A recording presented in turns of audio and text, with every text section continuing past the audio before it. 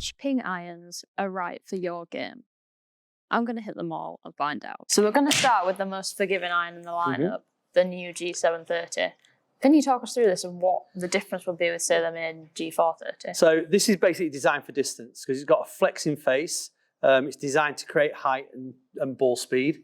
So if you want ultimate forgiveness, you know, that's really what it's designed to do. It's trying to get the ball up in the air and get it moving forward. So in theory with this, we're going to see like my highest shots and probably my furthest. Yeah, I would probably say you're probably going to find that launch angle will probably be a little higher. Maybe spin might not be up, but you definitely should see that launch up and the ball speed jumping with it. Right. Let's get to it. I'd say it looks very similar to the G430. Yeah, it is. Shape, size-wise, very, very similar.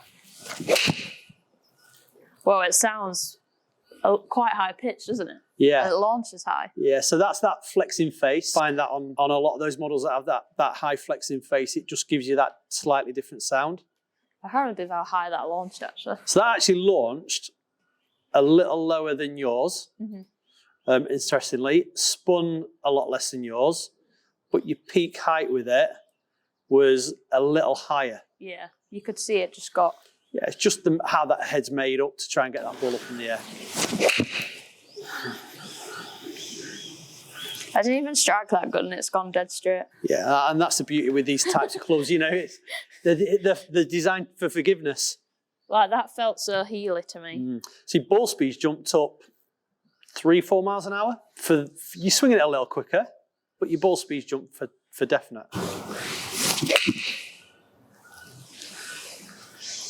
Strike. Yeah, that's a great strike. That would go miles on a warm day. It's just like launching and hanging. Yeah, so there's a few things we kind of look at when it comes to kind of actually what's that ball doing. So this grouping's tightened up over yours. Ball speed's up 4 miles an hour. So we kind of expect really to see that. It's kind of what the club's designed to do. So launch is very similar. So spin's that little lower. So carry's gone up 12 yards, nearly 11, 12 yards. Okay, so we know that one thing we'd kind of tend to get asked is, well, if I'm spinning it lower, am I going to get flyers? Well, actually, when you actually look at peak height and landing angles, we'll probably find that your landing angle is very much the same. Yeah, so you're still going to get enough. You're still going to stop, and actually your peak height's 93 feet as opposed to 86. So they're designed actually to do what they're doing, to create speed, create distance, but still give you that stopping power that you can control them around the greens. Basically, if you need more height and more distance, get your hands on some of these. Oh, hi. If you're enjoying the video, make sure to hit that subscribe button. It really helps us grow the channel, and believe it or not, 75% of people who watch these videos aren't actually subscribed. And it really helps to grow our channel if you just hit that subscribe button and help us make more great content for you to watch. Right, back to the video. Right, so G430 is next. Yep. So similar kind of design to what you just hit. This has more of an undercut cavity, I would say.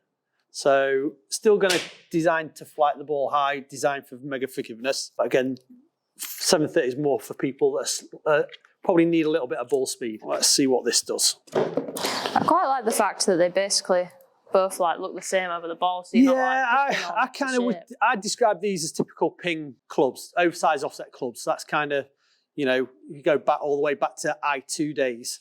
There was oversized I2 offset golf clubs. So they're just designed for ultimate forgiveness, really. We all need that sometimes. Oh, that sounds much more muted. Yeah. So this has got what we call pure flex technology on the back badge. So it allows the face to flex, but it just dulls that sound a little bit different to the 730 that you tried. Yeah, and there's quite a big noticeable difference. Yeah, exactly. Feels like pretty similar in terms of performance. Yeah. So ball speeds just down a little, only a fraction. So again, this is launching it a little higher than the previous one. And again, spinning a fraction less. So I would say this is probably a little bit thinner on that top line as well. A little bit kind of trying to make a golf club that kind of a little bit more appealing to the eye without it being, you know, too big. So as you can see, grouping's tightened up. Still very good with that previous one, but grouping's tighter, which we always like to see. Ball speed's dropped back down similar to what you have. Launch is the same. Spin's still down a little on yours. So as long as we're creating speed, you should still be able to create this distance. But peak height's still really good, and we're still getting this landing angle over 45 degrees. So even though it's not spinning as much as yours, we're still getting control. Yeah. This is really important. This landing angle is really important to us. So that's again, been the steepest so far, hasn't it? Yeah, it has. Yeah, it has. So that's why you're seeing that starting to tighten up a little bit. So that's your G430. So these are what we would call distance golf clubs, if you like. So again, the I530, that will fall into that distance category. So this is more of an internal cavity. So a little bit more of a player's look, if you want to call it that. So a lot smaller head, thinner top line, a little bit more of that bladier style golf club, but you've still got all that forgiveness. The blade length looks shorter too. Yeah, it is. It is. So if you kind of want to move that ball around a little bit, if you're one of those people like shaping it, maybe a little bit smaller head might help you do that, but still got loads of forgiveness in this. This definitely feels more like the size of club like I don't generally use. Probably a little bit more what you're used to looking at, I guess. So what I would expect to see with this, Hannah, is that probably that ball speed jumping a little. Okay. Because we're back to that internal cavity, which is going to allow the face to flex that little bit more. So we should see your ball speed jumping up with this. Well, the good news is I just hit a big pull, so that should give me more ball speed. It's better. Oh, that went miles. Yeah. That looks like it pitched miles down the range. It's quite interesting. 173, you carried that. The 7-iron. The 7-iron. But your spin rate was like 4,500 revs a minute, so it's just come off like a rocket. But your peak height was still 93 feet, and your landing angle was still 45 degrees. So it's kind of come out strong, but you're still going to get some control over it on the greens. I think it's quite interesting because obviously these must have such different lofts, but they're still generally going through like the same flight window. Exactly that. Yeah, you see your peak heights and your landing angles are all very, very similar. Even though let's have a look. Launches are all the same. Spins are roughly all the same. So your own iron spin at 6, which is not a bad number. So these are all spinning around that 5,000 number, which is obviously a little lower, but we're still giving you that control. So it's still good. Definitely getting a little bit left. That's my bad one. So this is that Modus 105 stiff, which is pretty as close to yours as we're going to get. Is this the same that was in the last one? Is it the same length, is it? Same length, yeah. Same length, same shaft. Oh, it's good that when you hit it.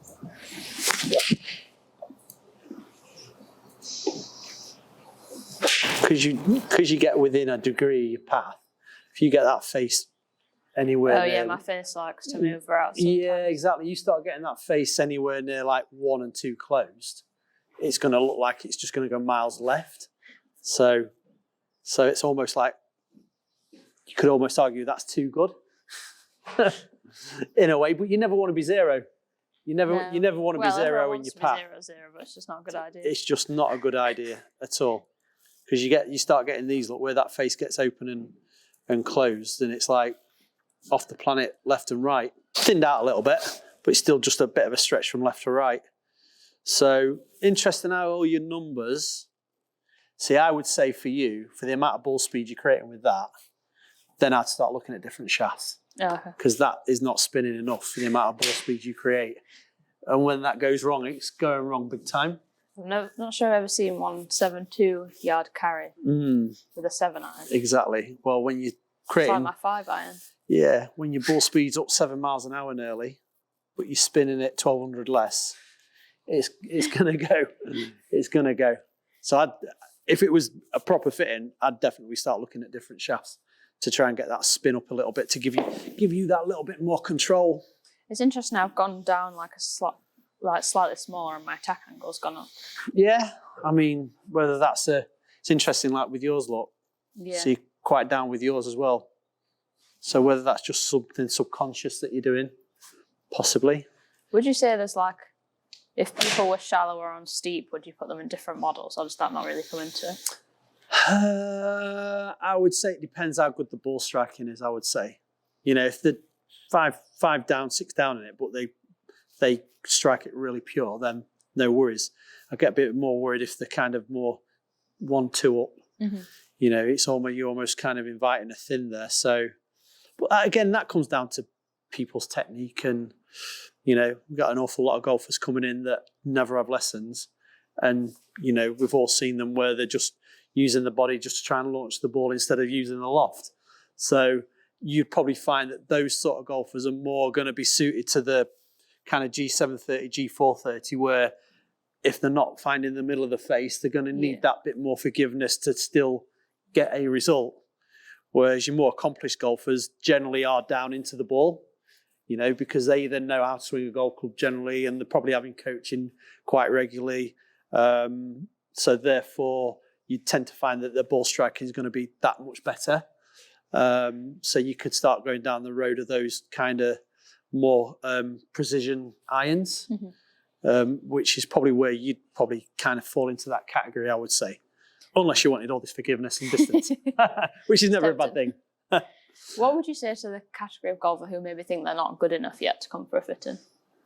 I would say it's not about, as long as you get the ball moving forwards, there's going to be different levels of fittings for certain people. So, you know, if you're brand new to the game, it might be that we just go down the route of, let's do your static length, height, wrist to floor measurements. Let's work out where you're going to be on a length and a lie angle. You kind of work out where we'd want to go shaft based on probably your ball speed and your dispersion and distance. So there's no real kind of, you need to be a certain level to have a fit in. Ultimately, we could fit any golfer to anything, really.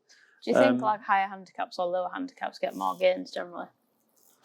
Good question. I would say that depends. You probably see bigger gains with higher handicappers that don't have coaching, or they've not really had a fitting in the past. Better players are probably, your margins are probably a little bit tighter. So that for them, it might not be that we're trying to create distance. We just want to control that golf ball a lot better, because obviously you start getting down to low single figures into scratch golfers. Which I think is interesting, because I think like most club golf perceptions would be, oh, well, I don't need a fitting unless I'm really good. And like that's when it makes a difference. But actually it's almost like the other way around. Opposite way around, exactly that. Because, you know, we see it a lot. We get a lot of golfers come in that have played golf for 20, 30 years, never had a fit in. Suddenly they get the right length, the right lie, the right shaft, and they can control a golf ball. And it's like, and they're like, well, I've never been able to do that before. And it's just, you know, it's not rocket science. It's just giving somebody clubs that suit their tendencies. So I think the bigger gains are for the guys and the golfers that haven't had fittings before, or that don't have regular coaching, I would say. Your better players tend to want tighter dispersions. And if they gain a few yards, happy days. But they'd much rather know where the ball's going, I would say. Yes. You know, off plus handicap, definitely want to know where the ball's going.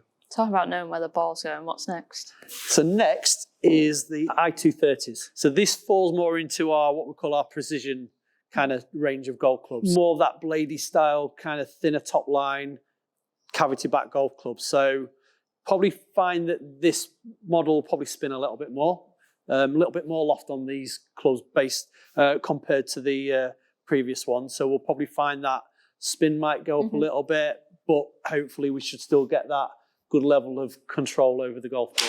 And this is probably where you start to see loads of tour players using this model. Yeah, very popular. I would say this is very popular on the LPGA Tour and the LET Tour. But still saying that, there's still a lot of PGA Tour players and European Tour players playing this. You know, I think there's a big misconception of, I'm a tour player, I've got to have a blade. They just want forgiveness. You know, the speed that those golfers are swinging it at, and the ball speeds they create, if they don't have that level of forgiveness, then the ball's off the planet, and it's costing them money. Yeah. So definitely this is kind of, it's almost the opposite of what people would think, I would say. I feel like the field gets like softer as you move down. Yeah, yeah. There's probably like another big jump there.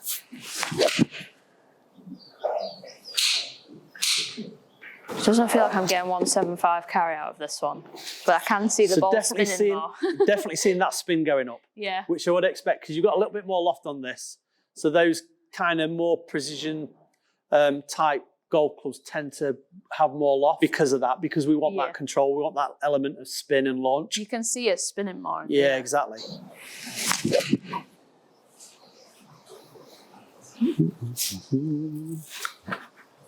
So what we'll probably find with this, Hannah, as well, is that for some golfers, you know, if they just don't quite strike it as good as they can, then you'll start seeing that ball speed drop a little at times, and then obviously a decrease in distance as well, possibly.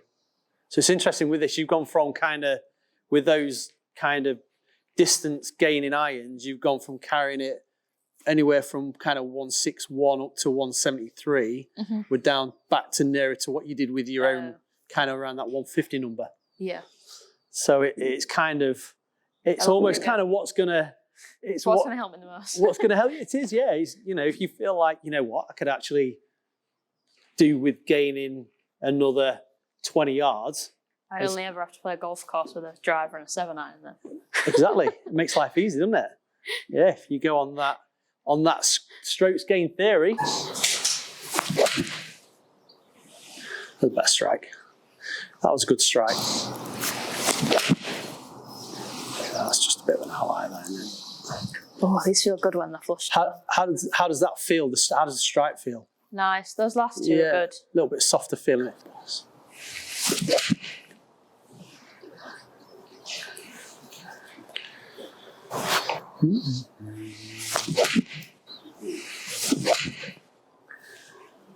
Back nearer to your speed, look, almost 110. Launch is the same. We know it's going to spin more because it's got that little bit more loft on it. So bringing you back down to your 155 number again. Still a little tighter in dispersion than your own, which is always very good. It's doing what it's designed to do. A bit more precision. Okay, we might lose that bit of distance off the back of that. But as we said, it just depends as a golfer what you're looking to achieve. Like, I can guess you have to take into account how far you hit your driver and like your woods. Because if I suddenly hit my 7-iron 175, yeah, I mean, I wouldn't need many irons before I got to my driver. Yeah, exactly. So the downside is with this look, this I-530, is that your spread's getting that bit bigger. Yeah. So you obviously, you know, you kind of look at that and go, well, is it worth missing the green 15, 20 yards left to gain 15 yards? You know? It's a hard question to answer that. It is, isn't it?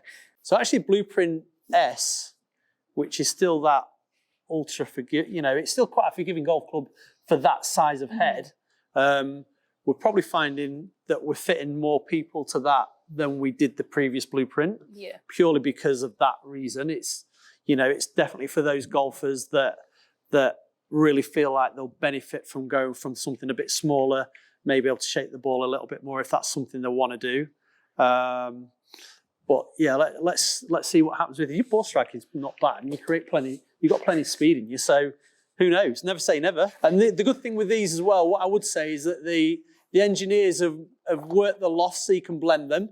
Yeah. So, you know, I think that's something that we've not really done an awful lot of in the past is, you know, blended sets, where now we're probably finding a lot of golfers, if they're going down this route, might kind of Blueprint S's 6-iron up and then have I-530 3, 4, 5-iron. Yeah. So you can, they've engineered the loft to make that work a lot better.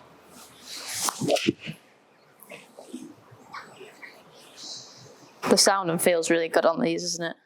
Yeah, they're nice. We are seeing a lot of kind of the tour players that maybe didn't want to play the T, played the I-230s, actually switching into these. Yeah.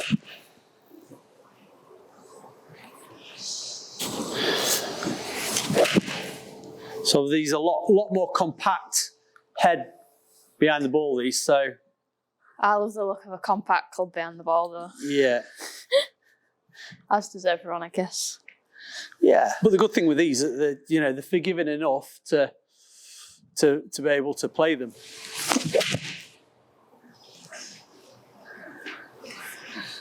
I like these. Yeah, I mean, but to be interesting that because your ball speed's gone up over that I230. So even though that Blueprint S is a smaller head, the actual ball speed's gone up. So yeah, your ball speed's up. Actually, interesting lot. Your club head speed with that's gone back to where you were with yours. Mm-hmm. So you created a bit of speed in here, back down in club head speed. Speed's down, but my ball speed's up. That's efficient. Putting less effort in to get more out, which is always nice. Sometimes I think I feel more confident with a smaller club. If you've been used to that shape and you're used to that look, yeah, definitely. I guess that's why it's not always the case of if you hit the biggest one, it will go the furthest because it depends on Absolutely, yeah. Exactly that. Well, you look at this lot, see your tack angles going back down to 3.5 down. Yeah. Where we went into these kind of 730s and 430s, you almost went kind of minus 1.8. Yeah. So not as much down and into it. So there's, I don't know, I guess there's lots of tech, but some of it just comes down to how it looks and how you present the club with each one. Yeah, 100%. I'm sure a sports psychologist will give you the reasons why you do that. But ultimately, I do think that with anything, if you're confident with it and you like the look of it, you should still play well with it if it's been fitted right and you've got the right shaft and lies, etc.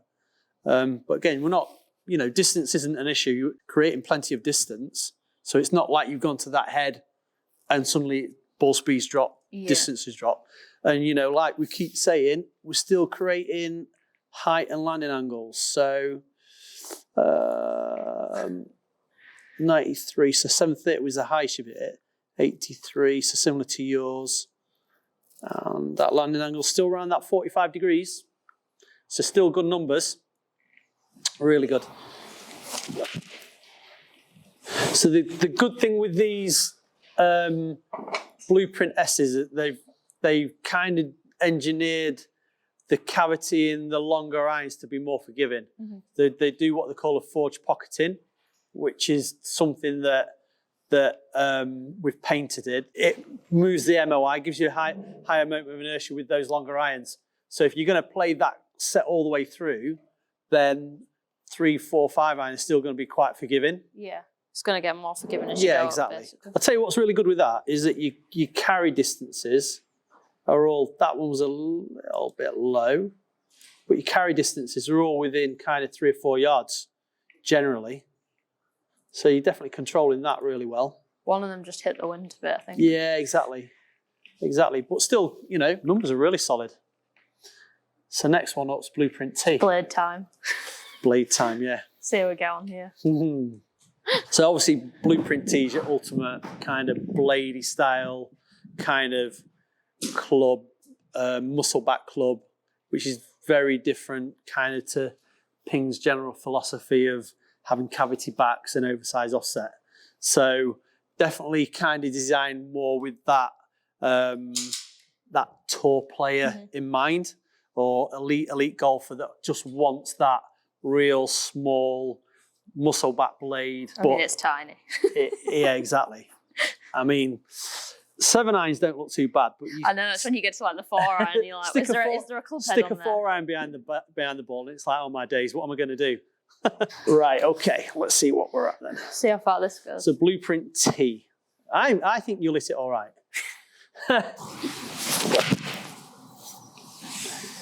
It's pretty nice. Yeah. Feels very soft, like very quiet. Exactly, yeah.